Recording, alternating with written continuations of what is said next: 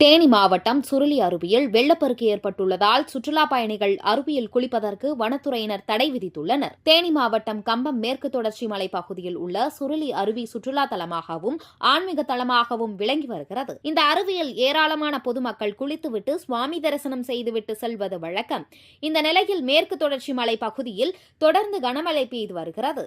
இதனால் சுருளி அருவியின் நீர்பிடிப்பு பகுதிகளான அரிசிப்பாறை, ஈத்தக்காடு, தூவானம் அணை பகுதியில் கனமழை பெய்து வருகிறது.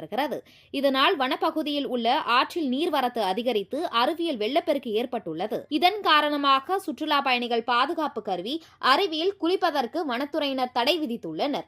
அருவி பகுதியில் கனமழை பெய்து வருவதால் பொதுமக்கள் யாரும் வரவேண்டாம் எனவும், தகவல் வந்தவுடன் பொதுமக்கள் மற்றும் சுற்றுலா பயணிகள் வருகை தர வேண்டும் எனவும், வந்து ஏமாற்றம் அடைய வேண்டாம் எனவும் வனத்துறையினர் தகவல் தெரிவித்துள்ளனர்.